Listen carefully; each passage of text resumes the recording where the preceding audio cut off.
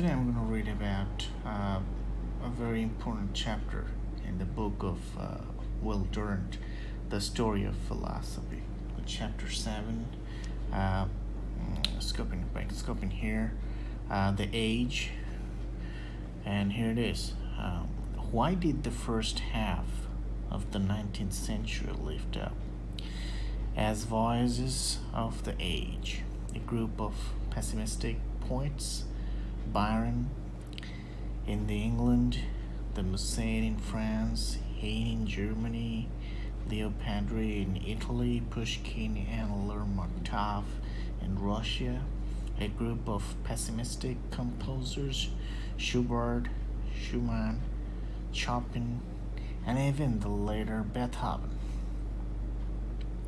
A pessimist trying to convince himself that he is an optimist, and above all, the profoundly pessimistic philosopher, author, scoping here. The great anthology of the world as will and idea appeared in 1818. It was the age of the Holy Alliance. Waterloo had been fought, and the revolution was dead. And the sun of the revolution was rotting on a rock in a distant sea. Something of Schopenhauer's hypothesis of will was due to that magnificent and bloody apparition of the will made flesh in the little Corsican, and the something of his despair of life came from pathetic distance of St. Helena. Will defeated at last, and dark death, the only victor of all the wars. The Bourbons were restored, the feudals, barons were returning to claim their lands, and the specific idealism of Alexander had unwittingly mothered a league for the suppression of progress everywhere. The great age was over. Quoted, I thank God, said Goethe. Quoted, that I am not young in so thoroughly finished a world. All Europe lay prostrate.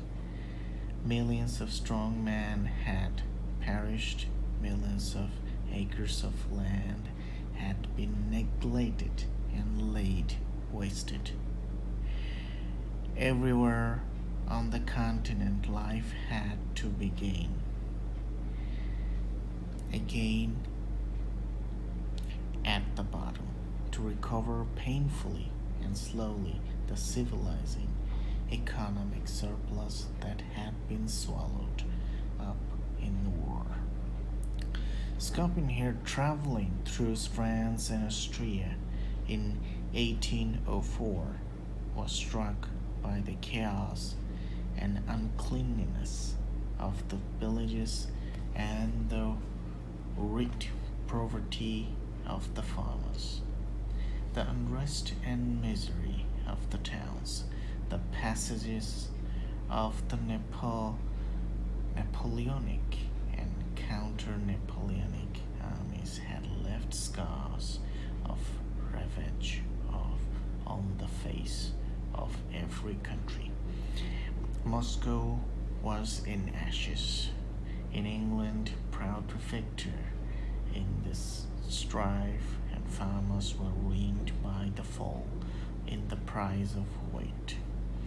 And the industrial workers were tasting all the horrors of the nascent and uncontrolled factory system. Demobilization added to unemployment. I have heard my father say, wrote Cecily, that in the years when oatmeal was as high as 10 shillings a stone, he had noticed that laborers retired each separately to a brook, and there drink instead of dining, and anxious only to hide their misery from the another. Never had life seemed too meaningless or so mean. Yes, the revolution was dead, and with it the life seemed to be have gone out of the soul of Europe, that new heaven called Utopia, whose glamour had relieved the twilight of the gods, had receded into a dim future where only young eyes could see it. The older one had followed that lure long enough and turned away from it now as a mockery of man's hope.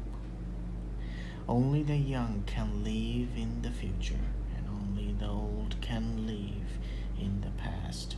Men were most of them forced to live in the present, and present was a ruin.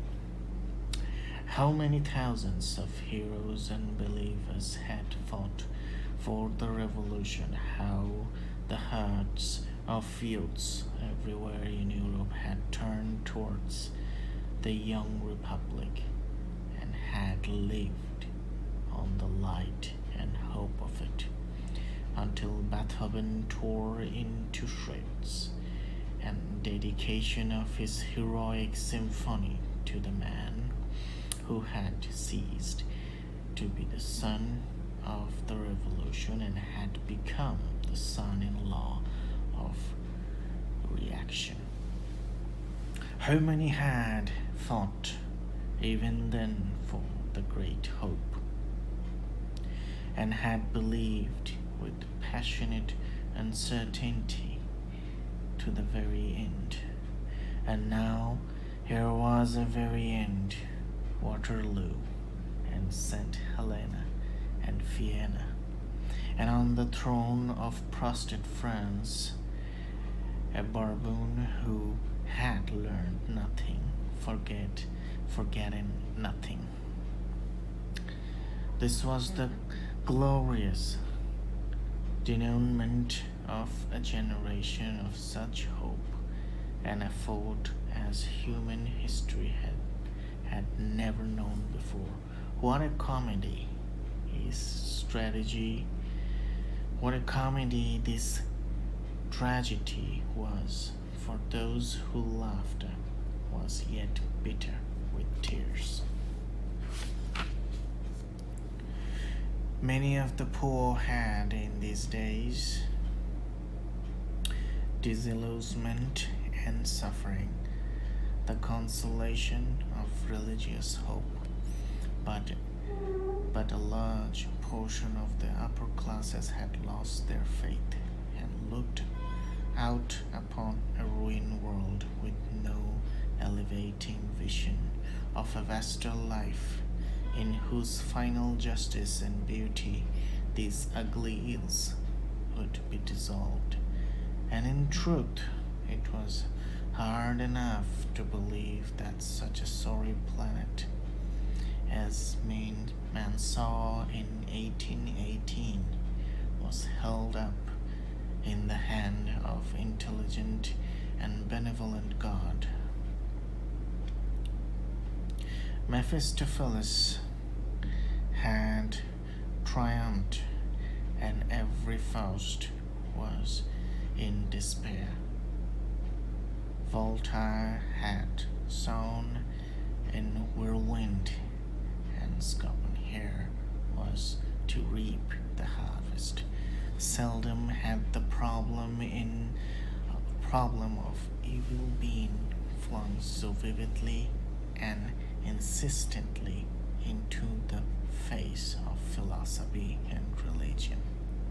every marital grave from Boulogne to Moscow, and the pyramids lifted a mute interrogation to the indifferent stars.